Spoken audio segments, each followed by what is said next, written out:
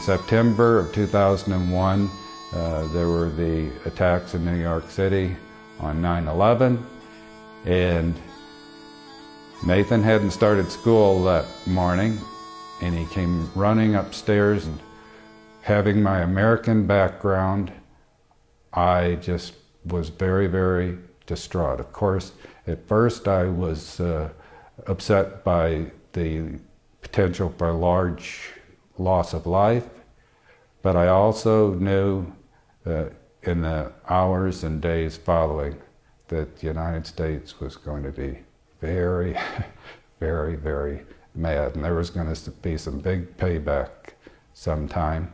And I had a terrible premonition that it was going to be something bad for our family, and all this eventually came down the road years later on a battlefield in Afghanistan.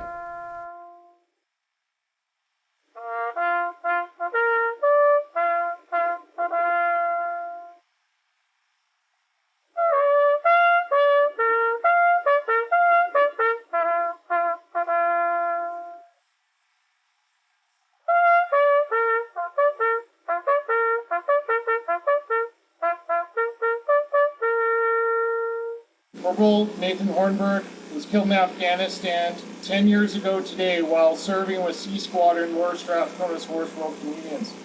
He was killed by enemy fire while assisting in the recovery of a damaged Canadian tank. September 24th was a Monday evening, and I came home and I was going to have a glass of wine. And I was facing my counter in my kitchen. I had the wine there, and my doorbell rang.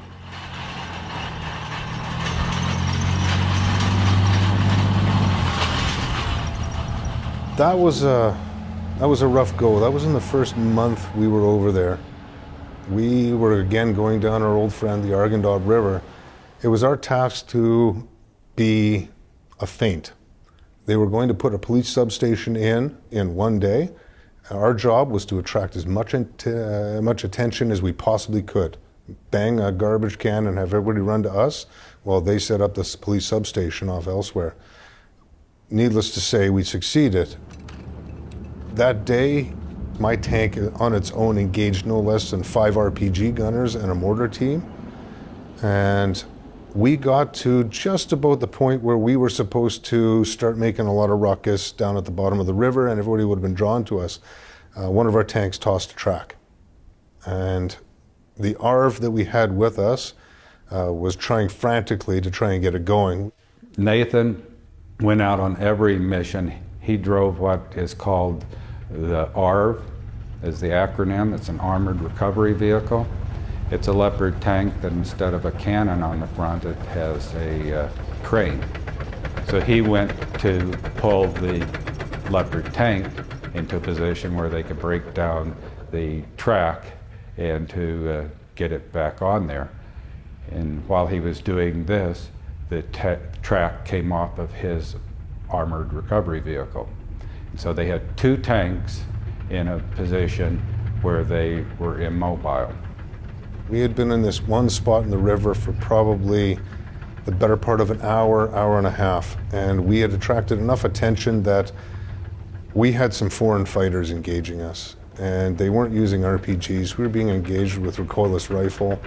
We were being engaged with some RPGs, but they were limiting their shots at us. They were trying to hit us with some sort of mobile recoilless rifle. At the end of the day, we had all the tanks starting to get hit.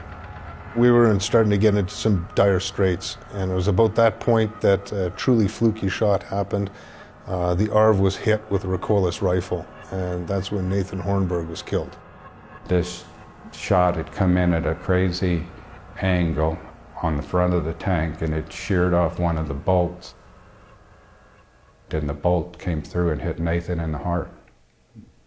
He died instantly from a single wound.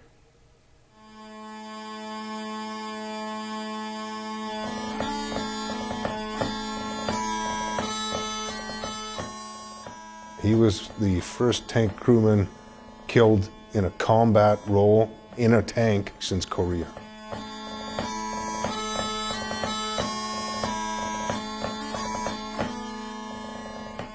For a moment, maybe that premonition came all back. I did not want to go to the door. But, of course, I did. And I opened the door, and there were 3 dress uniform Canadian Forces officers there, and I knew in an instant. And I talked to my son just, you know, not even 24 hours before that. And then he was gone forever. And a glass of wine sat untasted on my counter for days until I headed to Toronto to be driven out to the airport base and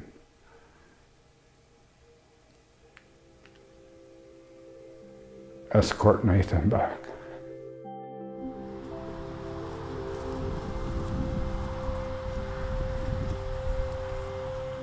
I'm just really so proud that my son served in that type of organization with those kind of people. The soldiers he served with, they come down on the anniversary of his death every year to Nanton and they help out on the ranch. They've just been remarkable people. Even after they've retired, they fly in from all over the country to be there.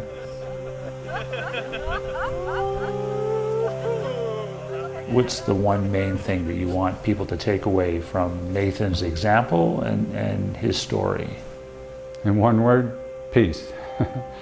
In order to work together to make a better place to live, the most important ingredient to me is peace. And that's what I hope Nathan's legacy helps to inspire in as many people as possible. That he lost his life in the midst of a big battle when he was a soldier, and he was perhaps the least armed person there. He wasn't out there trying to engage anybody in any kind of negative way. So I think my son is a real hero to embody the concept of peace.